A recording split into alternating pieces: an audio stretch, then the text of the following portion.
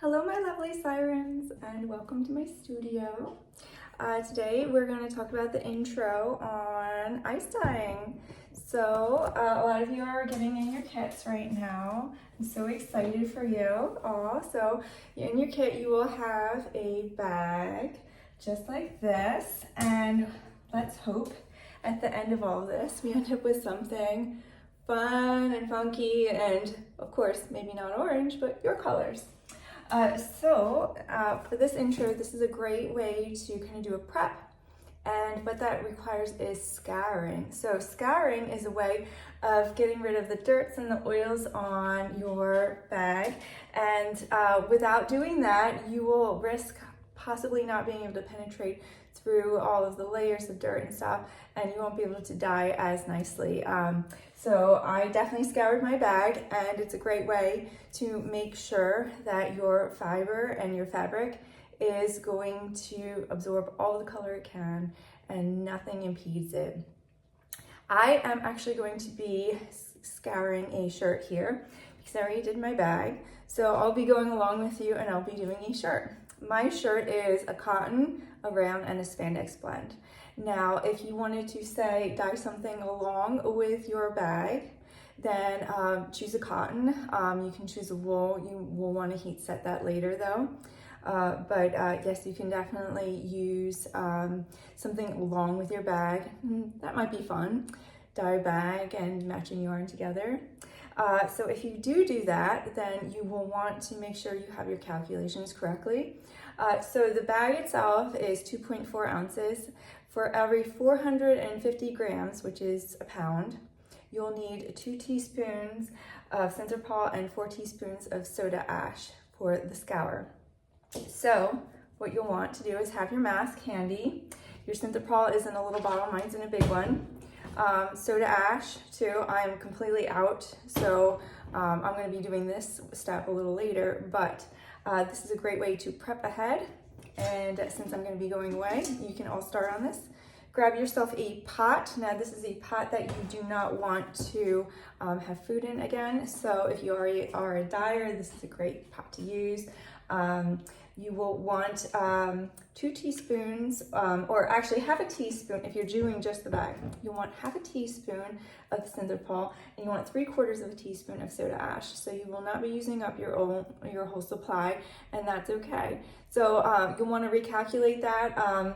If you're adding in other things, you'll want to maybe add a little more Centerpol or a little bit more soda ash to your mixture, and I can help you with that if you want to leave a comment or message me. I can help you to know how much you might need. But again, it's for 1 pound you need 2 teaspoons of Centerpol and 4 teaspoons of soda ash. So it'll be a half a teaspoon of Centerpol and 4 teaspoons of soda ash for your bag.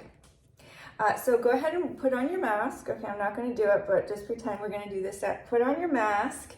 Pour in your Centerpol into your pot, okay? Then also put in your soda ash into your pot. The soda ash is a little bit of irritating on the lungs. That's why you'll want to wear the mask. Once you wet the soda ash, you will not need it anymore. It's the same way for the next step. So we'll be using soda ash once more. So make sure you save some. And then go ahead and fill up your pot. Now you want your item to be able to move freely, that there's plenty of room. You don't want anything really sitting on the surface because we're trying to basically wash your bag. So I'm gonna, if I was to fill mine up like right here for my shirt, that would be a good amount. And you want to heat that up. You can put in your bag right away if you want. So just stir it up with a big spoon.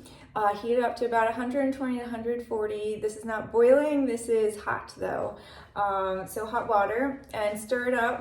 Every 10 minutes you go back and stir it some more. Make sure everything is moving around nicely.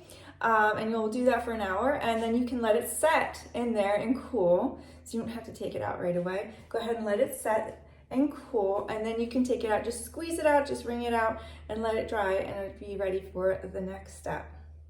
Now, if you're super eager, I do have another step for you guys, and that is that all of you received 4 of these little packets of dye, and I'm just going to step back here, but you can see that color is this. It doesn't represent it at all in its current state.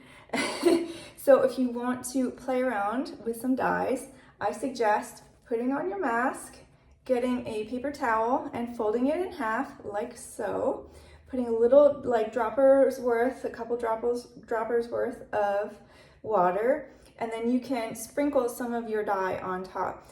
Either maybe if you have like a tiny spoon or something, you could use your fingers. Just make sure you wash your hands afterwards. They might stain a little. You can wear your gloves that I got you guys and do this part too.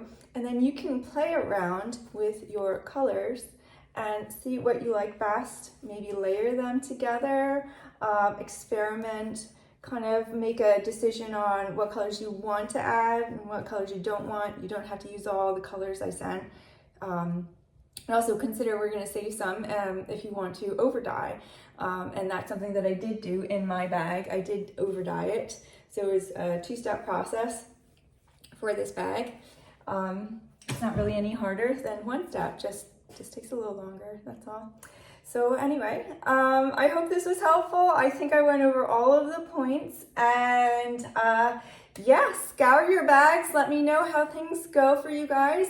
The next video will probably be after I get back from Ireland, probably after June 20th. So then we can talk about maybe some colors that you guys have picked out, maybe some colors I'm gonna work on, and then we'll be ready for step 2. All right, thanks for watching. Bye.